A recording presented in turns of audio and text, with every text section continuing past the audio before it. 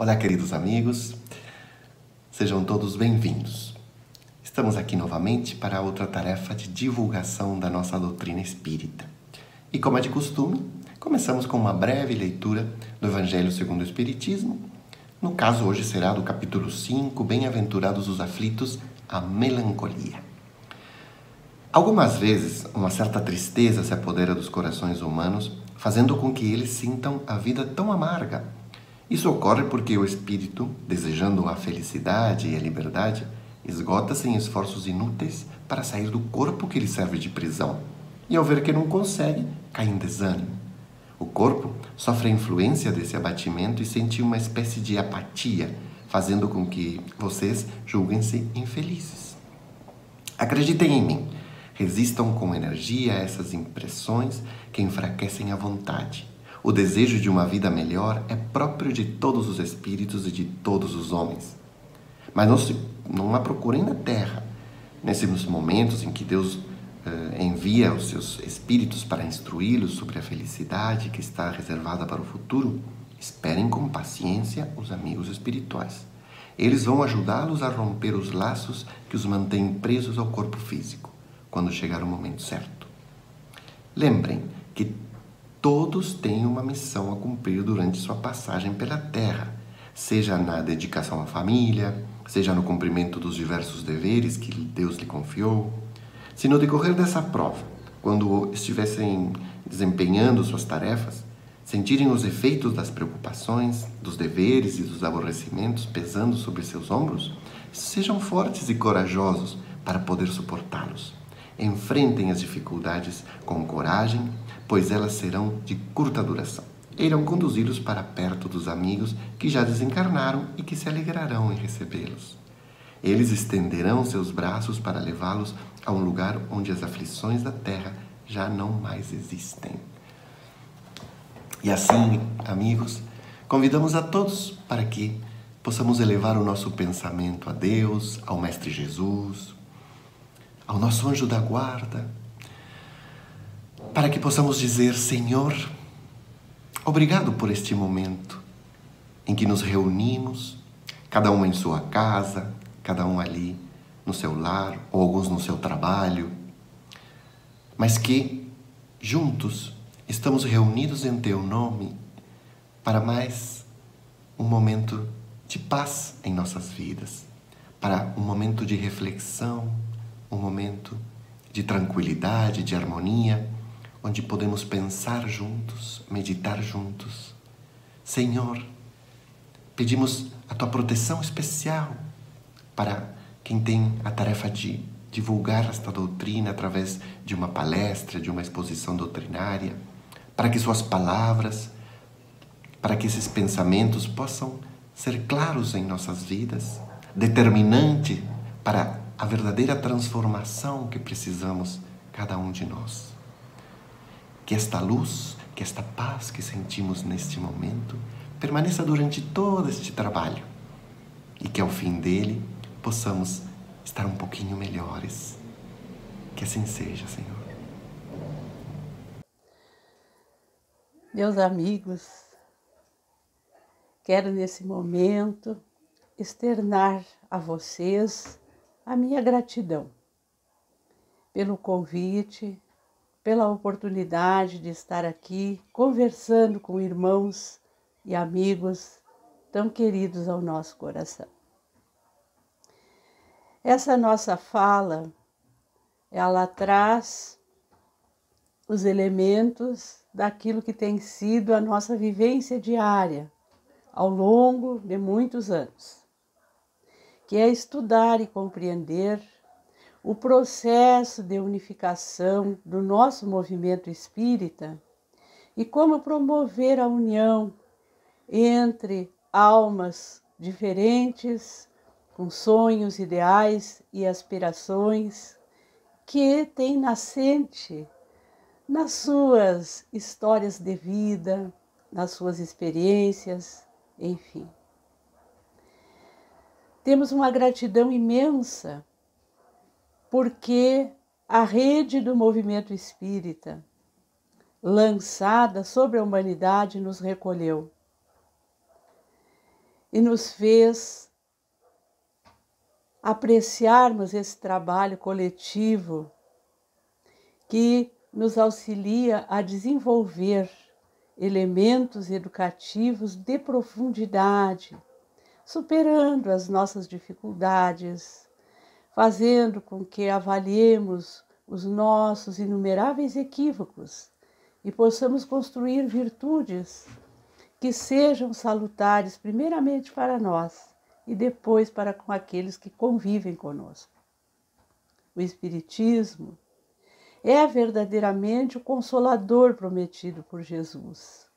Essa doutrina que nos ensina a pensar, que nos promove o sentimento e que nos estimula a ação caritativa de acordo com esses princípios que nós vamos aprendendo, conhecendo. Allan Kardec, quando editou o Livro dos Espíritos em 1857, ele já coloca na sua introdução, lá no item 4, todos os princípios desta magnífica doutrina. Então, nós espíritas, nós temos um compromisso com o estudo desses princípios. Nós precisamos construir o conhecimento para que os nossos pensamentos, os nossos sentimentos e as nossas ações se compatibilizem com estes princípios. Porque a questão de conhecermos o Espiritismo não é tão somente uma questão de intelectualidade, mas ela é uma questão ligada à nossa missão, a missão dos espíritas. Todos nós que renascemos temos um propósito existencial. E nas fileiras espíritas nos tornamos trabalhadores espíritas. Muitos de nós já nascemos em lar espírita, outros como eu, fomos atraídos depois pelo magnetismo deste grande movimento e desta proposta para a humanidade. Nós temos então que sedimentar a partir do conhecimento espírita o trabalho de união e de unificação dos espíritas. Erasto vai nos detalhar muito bem a missão que nós espíritas temos. Sei que nós já lemos muitas vezes isto, mas sempre é oportuno conversarmos e refletirmos. Diz o venerando espírito que nós devemos ir e pregar a palavra divina. Ele diz exatamente nesses termos: ide pregai a palavra divina. Como que nós vamos pregar? Ele também orienta: pregareis o desinteresse aos avaros, a abstinência aos dissolutos, a mansidão aos tiranos domésticos como aos déspotas. Vejam que ele está nos propondo uma tarefa de antagonistas ao vício. Ou seja, não é uma tarefa fácil. É como se nós olhássemos uma grande onda vindo na nossa direção e tivéssemos que ter musculatura, coragem, força, fé suficiente para vencê-la. Então, só este primeiro parágrafo desta lição, Missão dos Espíritas, que está lá em o Evangelho segundo o Espiritismo, no capítulo 20, já nos dá a dimensão do esforço meritório que é cumprir a missão dos Espíritas.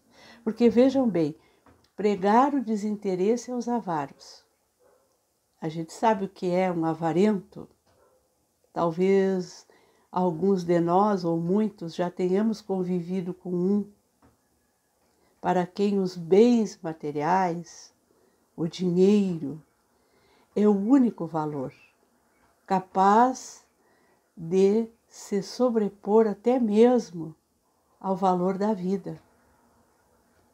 E a essas pessoas que nós precisamos pregar o desinteresse. E o pregar aqui não é apenas a fala, é muito mais o exemplo. Então, exemplificar, viver este exemplo. Eu vou propor a vocês um exercício prático disso. Quantos de nós já trabalhamos no serviço público ou ainda trabalhamos? E, lamentavelmente, em muitos lugares mesmo da função pública, a corrupção é endêmica. A corrupção é uma normose, é uma patologia da normalidade. Então, muitas vezes nós vamos receber oferta de propina, de vantagem, de privilégio. Isso às vezes vem dos próprios chefes, ou então vem dos nossos usuários do serviço. E às vezes são coisas simples. É tirar um processo da fila, é fechar os olhos para alguma impropriedade, para alguma ilegalidade em algum processo seletivo, em algum processo licitatório, muito comum isto. Este é o momento em que nós temos que pregar o desinteresse aos avaros e dizer: não, eu não faço isso.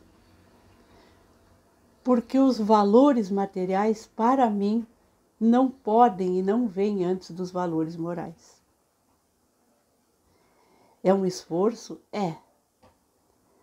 A força que se tem que fazer vai depender da convicção daquele que tem que fazer esse esforço. Para alguns, isso já está sedimentado. Para outros, ainda em construção. Para outros, ainda muito no início.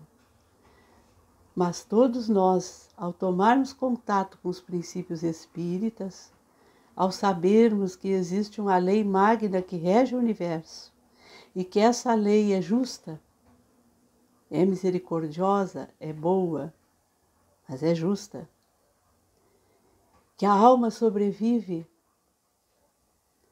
que existe uma lei de causa e efeito, que nos trará esperanças e consolações, ou que nos responsabilizará pelos nossos equívocos, não há como, diante dos avaros, não pregarmos o desinteresse. E Erasto também diz que nós devemos pregar a abstinência aos dissolutos. Aqui é uma questão do abuso em todos os campos. A abstinência da sensualidade, a abstinência de todos os vícios, dos mais simples, o álcool, o fumo, aqueles mais graves, a maledicência, o adultério em todas as suas formas. A vida do espírita precisa se pautar por esta abstinência. Nós precisamos fazer uso de tudo aquilo que a providência divina nos disponibilizou para progredirmos. Mas o abuso não. O abuso vai nos comprometer seriamente frente aos desígnios da lei divina. Então, abstinência nos vícios. O nosso exemplo, estamos em algum lugar, existe uma roda de pessoas. falando mal das autoridades constituídas, falando mal do presidente do Centro Espírita, falando mal dos vizinhos, falando mal, enfim. Abstinência. Se nos perguntarem, procuremos trazer uma conversação edificante, chamar-nos atenção para outro ponto, ou, em último caso, quando não pudermos vencer a onda, nos retiremos para não nos comprometermos.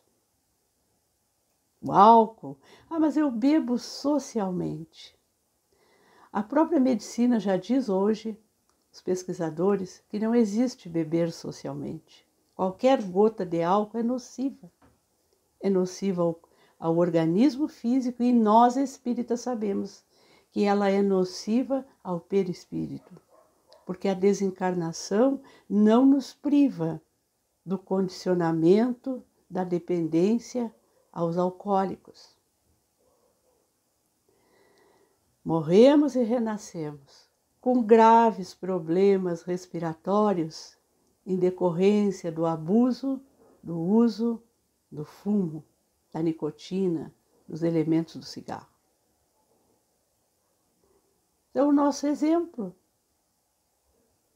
buscarmos nos subtrair a esses imperativos, porque isto é pregar a palavra divina. A palavra divina é aquela que nos conduz à felicidade. E nós verificamos o quanto de infelicidade a perversão, os vícios, a violência tem causado no mundo tanto sofrimento. E por vezes a gente almoça num domingo, consome álcool e diz assim, não, mas eu não sou responsável por essa violência no trânsito. Por que as empresas que vendem álcool, elas continuam se mantendo, tendo lucros extraordinários e nutrindo aqueles que bebem e matam pessoas e desrespeitam pessoas? Precisamos pensar que homem nenhum é uma ilha, como diz o poeta. Nós somos um elo na cadeia universal e tudo aquilo que a gente faz alimenta ações. Então essa é a pregação que está na missão dos espíritas. A mansidão aos tiranos domésticos como aos déspotas. Mansidão. Eis um desafio dos nossos tempos. Como nós estamos odiando, como nós estamos raivosos, como nós estamos agressivos. Há um livro do professor Cícero Marcos Teixeira, ao qual o nosso querido Vinícius Lousada fez uma bela de uma live há poucos dias e que está à disposição lá no canal Educação e Espiritualidade.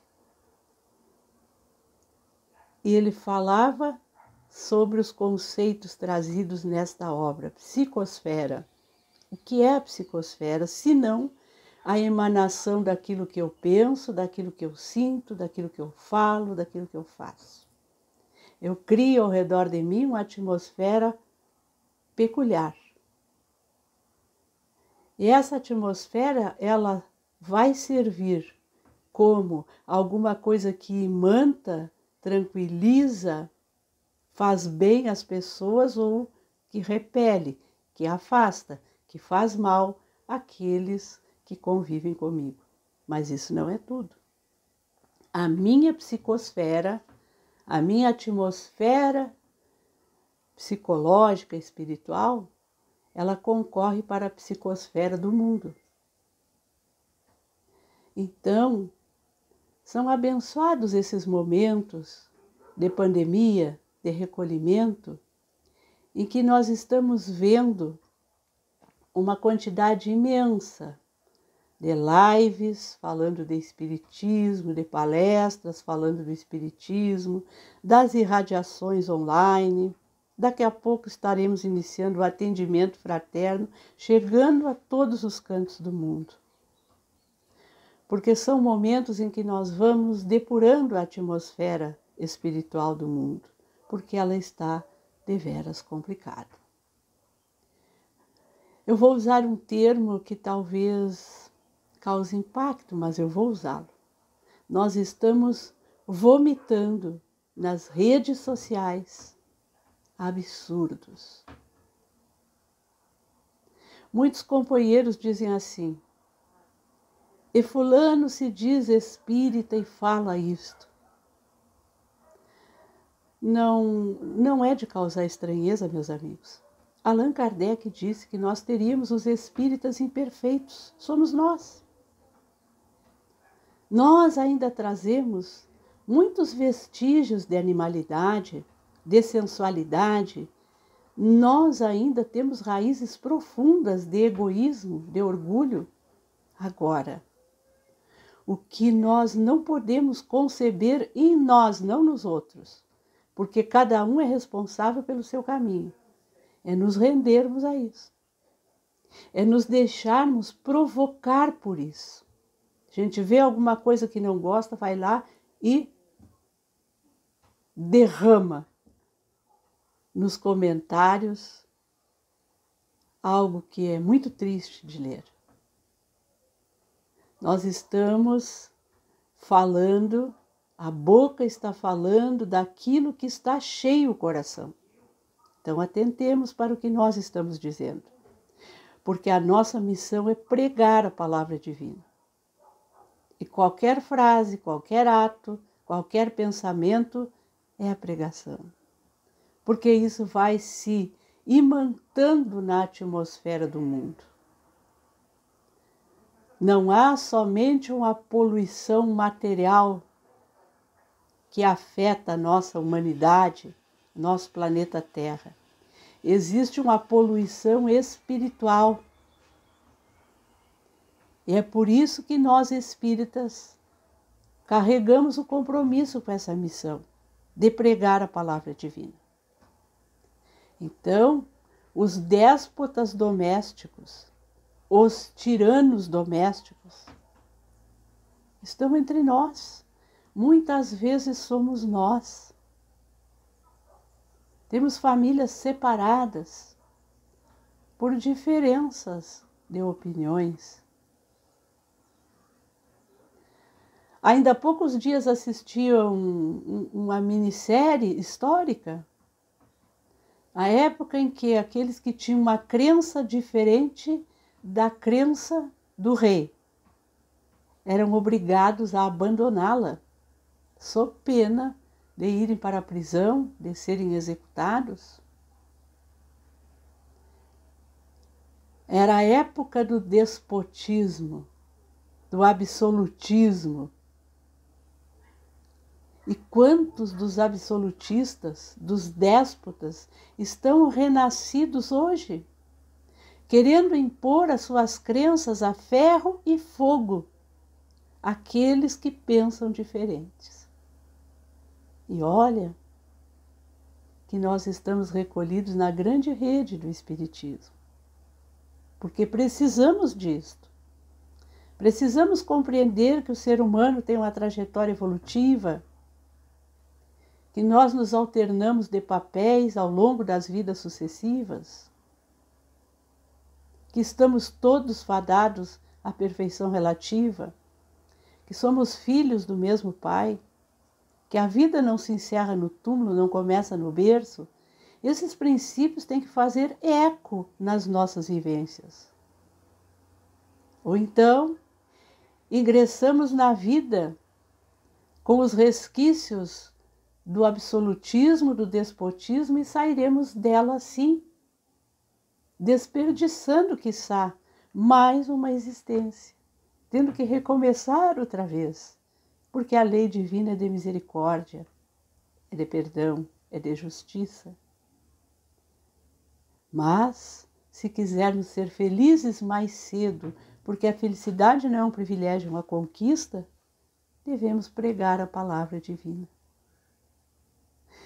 Diz mais Erasto: sim, todos vós, homens de boa fé, que acreditais na vossa inferioridade, em face dos mundos disseminados pelo infinito, lançai-vos em cruzada contra a injustiça e a iniquidade, ide derrubai o culto do bezerro de ouro, cada vez mais invasor. E ele encerra com um alento: ide, Deus vos conduz. A missão do Espiritismo é destruir o materialismo, esse modo de vida que tem nos infelicitado tanto,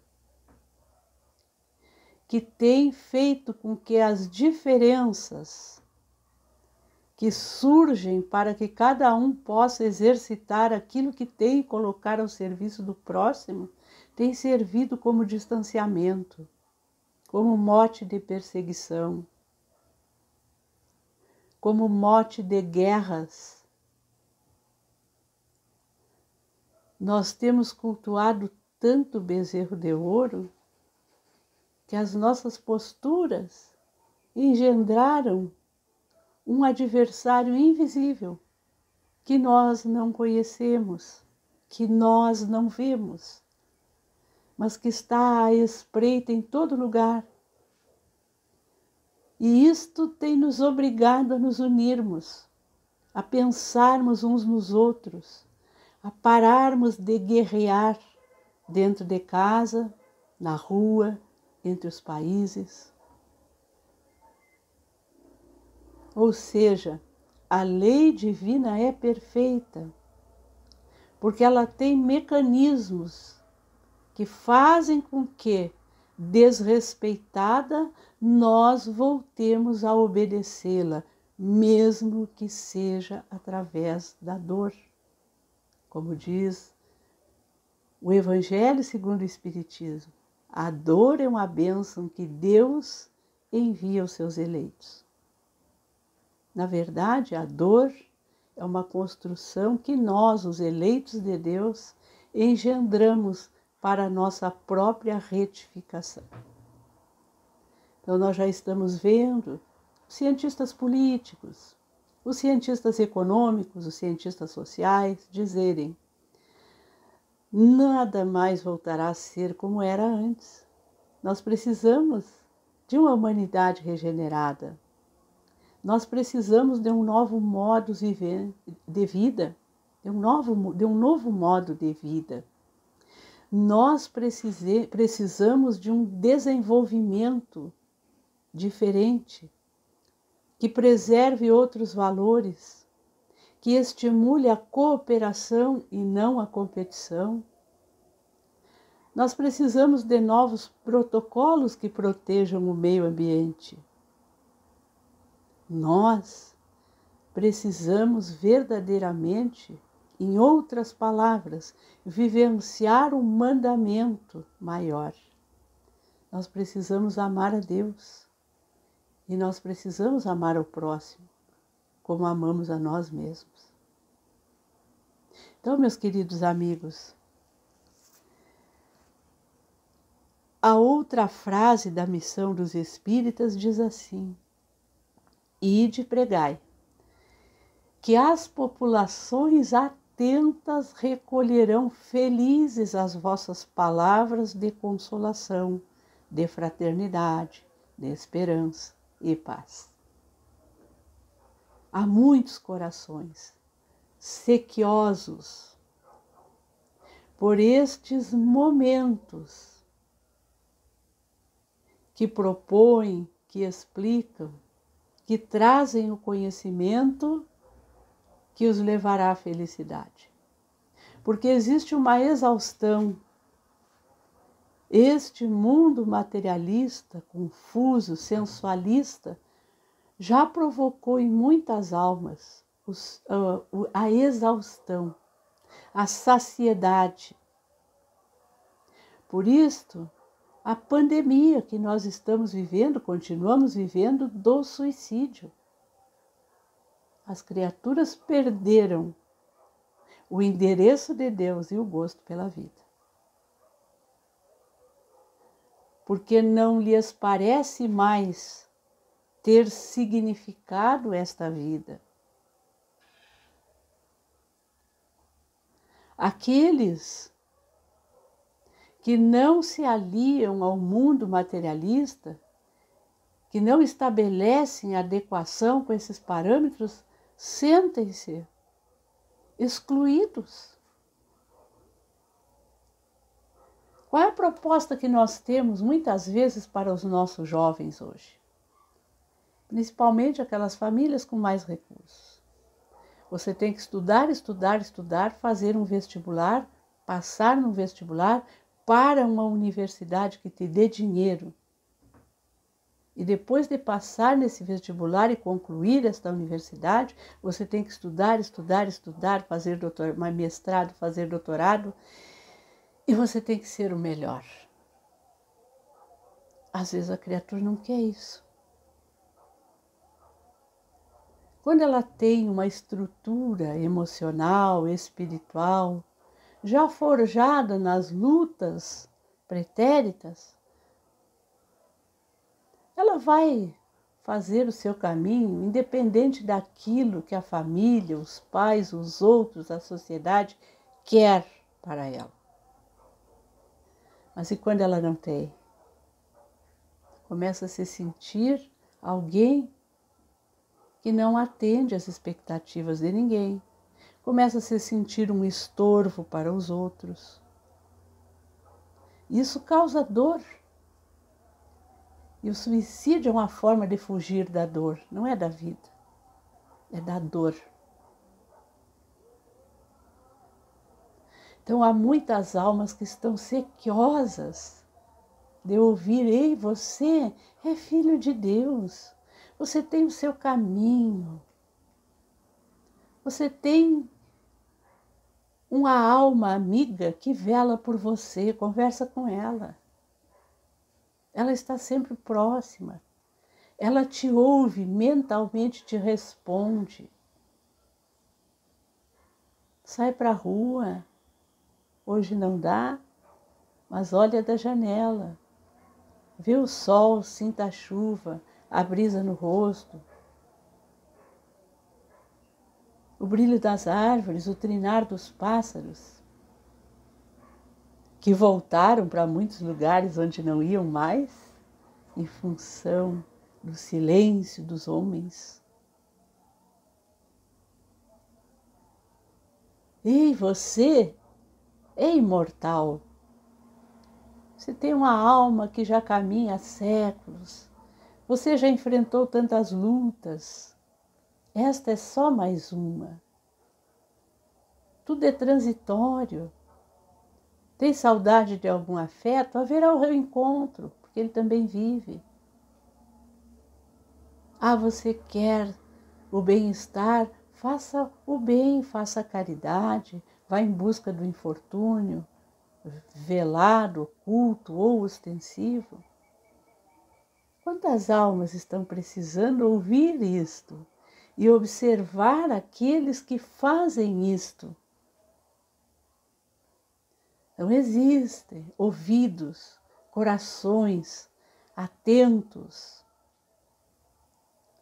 para ouvir esses princípios, que não são só os princípios espíritas, não, são princípios gerais, universais, mas que o Espiritismo explica com racionalidade, com clareza, sem véus.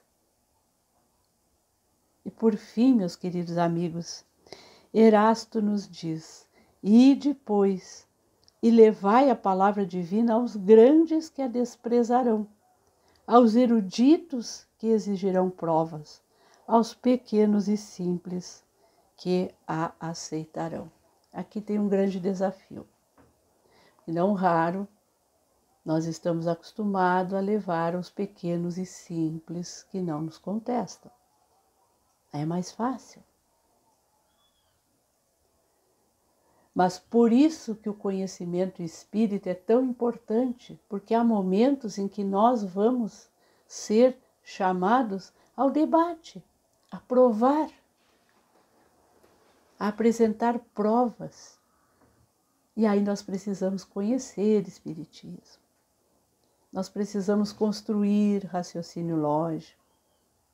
Nós precisamos indicar bibliografias.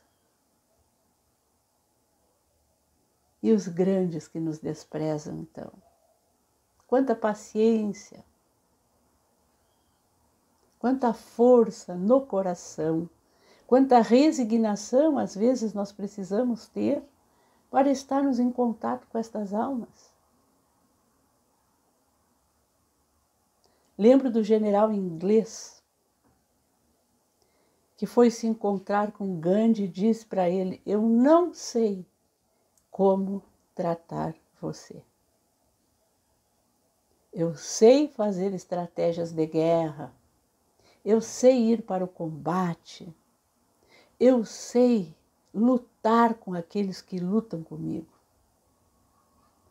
Com o Senhor eu não sei como fazer, porque eu ataco os seus e o Senhor vem socorrer os meus. O Senhor não reage. Eu lhe faço mal, o Senhor em troca faz o bem. O que eu faço com o Senhor? Então, às vezes, nós também precisamos lembrar que nós somos discípulos de um mestre que foi para a cruz. Em alguns momentos nós precisamos aprender a silenciar, meus amigos, a usar a força da oração, a acender a luz da prece. Porque desta forma, muitas vezes nós dobramos um coração tirano, que não é na proposta do imediatismo, mas é ao longo do tempo. Então, amigos queridos, foi bom conversar sobre a mensagem dos espíritas, porque é um momento tão propício para todos nós vivenciarmos, vivermos, cumprirmos a nossa missão. O que é necessário para isso? Erasto também nos diz, porque ele diz que é chegada a hora em que deveis sacrificar à propagação do Espiritismo os vossos hábitos, os vossos trabalhos, as vossas ocupações fúteis. Então é momento de priorizarmos a propagação do Espiritismo. E vejam que os Espíritos não estão nos pedindo que abramos mão daquilo que é essencial. Eles estão dizendo que nós precisamos abrir mão das futilidades. E aí é muito bom nós relermos o livro dos Espíritos para, lá na lei do trabalho, percebermos o que é acessório e o que é essencial. As futilidades. Quanto tempo nós temos desperdiçado em futilidades? Hoje que nós estamos reclusos aos nossos lares, a maioria de nós percebemos isso. Quanta coisa nós temos e perguntamos para quê?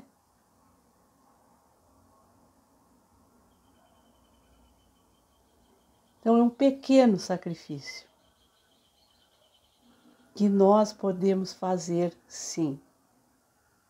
Arme-se, diz ele por fim, a vossa falange de decisão e coragem. Mãos à obra. O arado está pronto, a terra espera, é preciso que trabalheis. Trabalho. Trabalho é o grande processo educativo das almas. Por isso, o movimento espírita é uma fonte inesgotável de trabalho. E é um trabalho que nós fazemos sem muita dificuldade. Porque o arado está pronto, eu não preciso fazê-lo. A terra está esperando, nós já temos. É preciso que trabalhemos.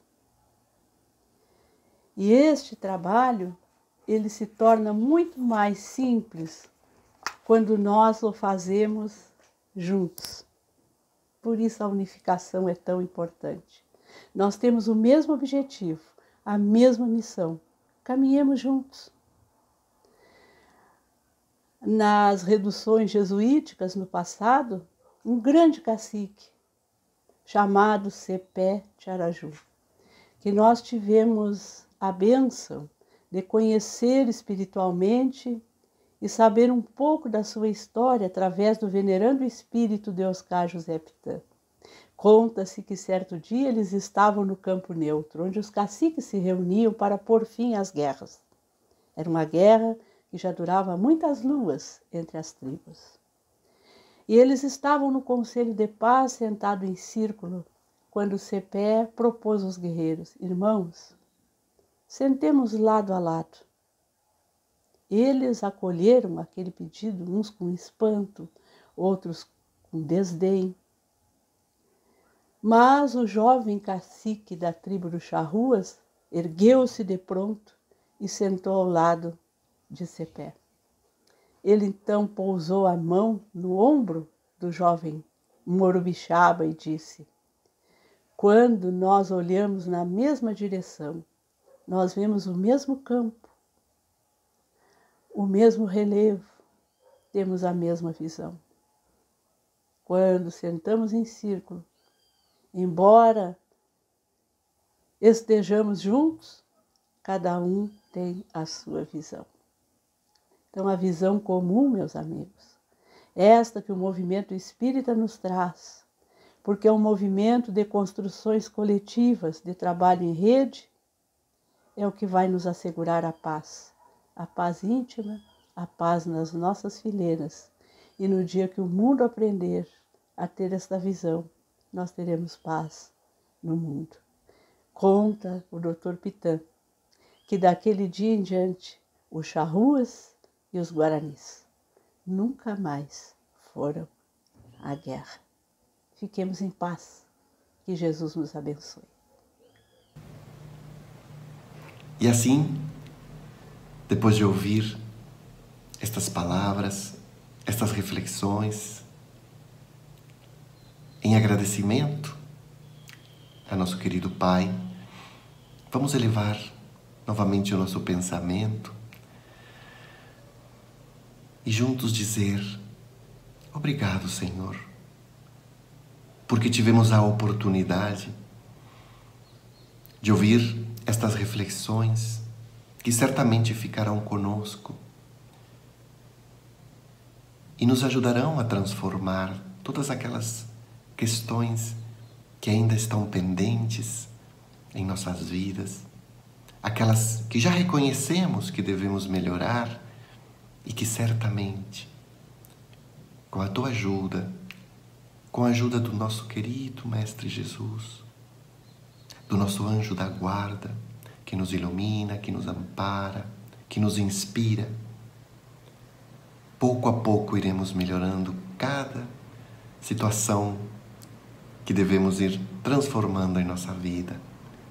Obrigado, Senhor, obrigado por esta oportunidade e que esta doutrina de amor esteja sempre com cada um de nós, iluminando o nosso caminho. Obrigado, Senhor.